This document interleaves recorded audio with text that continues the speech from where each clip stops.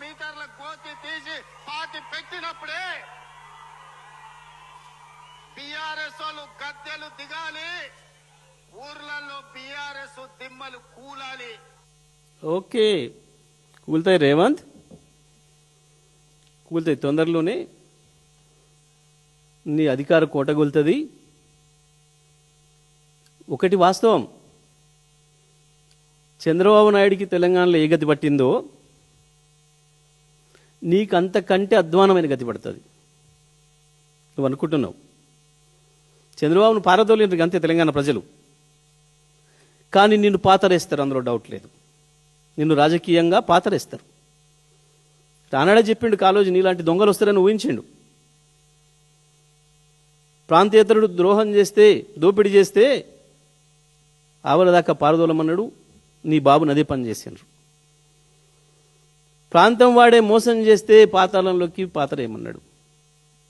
నీకు గా శిక్ష ఇస్తారు ప్రజలు. అల్పపడకు, ప్రగల్భాలు పేలకు. నువ్వు దన్నుకొని నీ దొంగతనాలు, నీ దోపిడీలో భాగస్వామ్యం అడుగుతున్నారని చెప్పి నీ మంత్రులపైన నువ్వు కుట్ర చేసి అదేదో మీ దోపిడి దొంగల మధ్యన పోటీపడి బయట పెట్టుకొని మీ ఇజ్జత్ మీరు రోడ్ల మీద పెట్టుకొని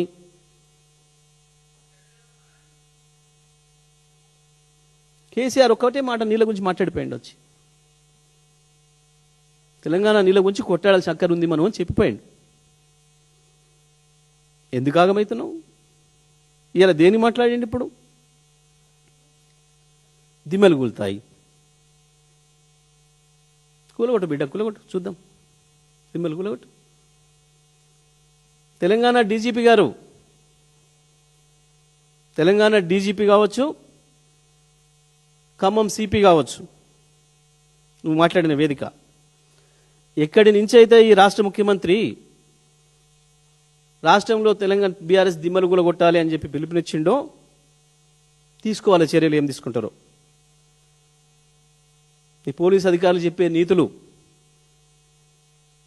మేము చాలా ఇది చేస్తాం, పరిపాలన అది చేస్తామని నువ్వు ఏదైతే చెప్తున్నావో ఈ మధ్యన, తీసుకో చర్యలు. అదన్న పేర్లు పెట్టకుండా వచ్చిన కథనం, దాని మీదనే ఉరికి స్పందించినావు. కానీ నీకు అదే ప్రతిపక్ష నాయకుల పైన, కేటీఆర్ పైనో, కేసీఆర్ పైనో, హరీష్ రావు గారి పైనో, నా పైనో, ఇంకా మా మిత్రులు ఇతర పైనో ఇష్టం వచ్చినట్టు నీ ముఖ్యమంత్రి, నీ కాంగ్రెస్ పార్టీ గాంధీ భవన్ నుంచి వచ్చే గోస్ట్ పత్రికలు, గోస్ట్ వెబ్సైట్ల నుంచి మమ్మల్ని ఇబ్బంది పెట్టే, మా కుటుంబాలను ఇబ్బంది పెట్టే, మమ్మల్ని హింస పెట్టే పనికి మళ్ళీ రాతలు 100 వస్తుంటే ఏం చేసినావు డీజీపీ? నీకు కంప్లైంట్ పంపిస్తే కూడా ఏం చర్యలు తీసుకున్నావు ఇప్పటి వరకు?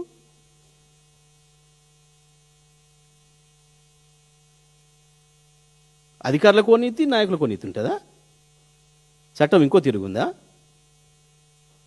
చెప్పు సమాధానం. మేము ఇచ్చిన కంప్లైంట్ల మీద ఏమేమి ఉన్నాయో చర్యలు తీసుకో, చెప్పు. తీసుకో. ఇవాళ కూడా దీనిపైన చర్యలు ఉండాలి. ఇక రేవంత్ రెడ్డి మాట్లాడతాడు చూస్తే ఏమర్థమవుతుంది తెలంగాణ ప్రజలకి, తెలుగు ప్రజలందరికీ? 2 కథనాలు కూడా ముఖ్యమంత్రి మొన్న 1వ తారీఖు నాడు పోయి ఎవరి కాళ్ళు ముక్కొచ్చిండో అక్కడనే వచ్చినాయి.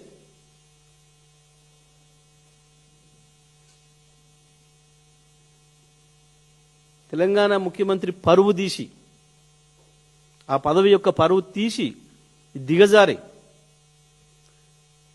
కేవలం నీ దొంగతనాలన్నిటిని దాచిపెడతారు రాయకుండా అని చెప్పి నీ బాసు ఆర్డర్ల మేరకు పోయి ఎవరి కాళ్ళు మొక్కి ఎవరిని సంతృప్తి పరిచి వచ్చినవో ఆ రెండిట్లనే వచ్చినాయి అని అంటే ఈ మంత్రులు ఎవరో అర్థం చేసుకోవాలి. ఉన్నాయి మంత్రులు పైకి ఏం మాట్లాడినా పక్కన చెప్తున్నారు ఇదంతా ముఖ్యమైన ఆఫీస్ నుంచి వచ్చింది మాకెరికే, ఇదంతా ముఖ్యమైన ఆఫీస్ కుట్రే మాకెరికే అని మాట్లాడుతున్నారు చాలా స్పష్టంగా.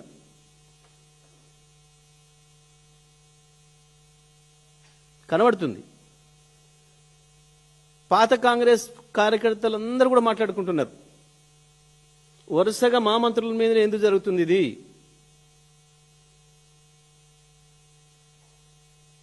శ్రీధర్ బాబు పాత కాంగ్రెస్, పొన్నం ప్రభాకర్ పాత కాంగ్రెస్, వెంకటరెడ్డి పాత కాంగ్రెస్, బట్టి విక్రమార్క పాత కాంగ్రెస్, వరుసగా పాత కాంగ్రెస్ మంత్రుల మీదనే వస్తున్నాయి. ఎందుకు వస్తున్నాయి? ఏం జరగబోతుంది రేపు భవిష్యత్తు? చాలా స్పష్టంగా కనబడుతుంది. Revanth Reddy to Modi via Babu, via Babu. ఇలా ఖమ్మంలో కనబడ్డది నీ భాగవతం. చాలా స్పష్టంగా తెలుగుదేశం జెండాలు పెట్టుకొని నీ కాంగ్రెస్ సభలో ఏమని విజ్ఞప్తి చేస్తాడు? తెలుగుదేశాన్ని ఖతం చేసిన కేసీఆర్ను పాత్ర పెట్టాలి. బిడ్డా రేవంత్, నీ బాబు చంద్రబాబు ఇట్నే ప్రగల్భాలు పలికి పత్తా లేకుండా పోయిండు తెలంగాణ నుంచి. తెలంగాణలో పాత్ర పెట్టిన ప్రజలు నీ బాబును, నీ పార్టీని. ఇట్లనే ప్రగల్భాలు పలికిండు. ఎక్కడుంటుంది తెలంగాణ? మగల పుట్టింది పువ్వలబోతుంది. ఇట్లే అహంకారంతోనే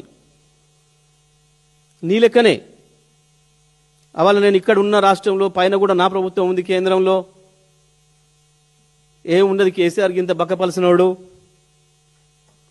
జేబులో రూపాయి లేదు, ఒంటి మీద చిటికాడు కండ లేదు, ఉత్తనే ఉఫ్ఫని ఉత్తా కలలుగా అన్నాడు నీ బాబు.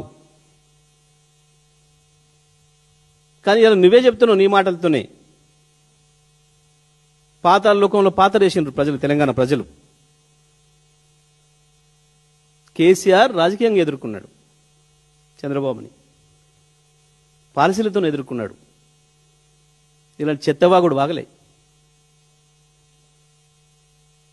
నేను పాత్ర పెడతాను ఎప్పుడు అనలే.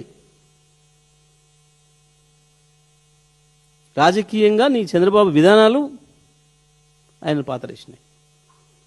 తెలంగాణ చేసిన ద్రోహానికి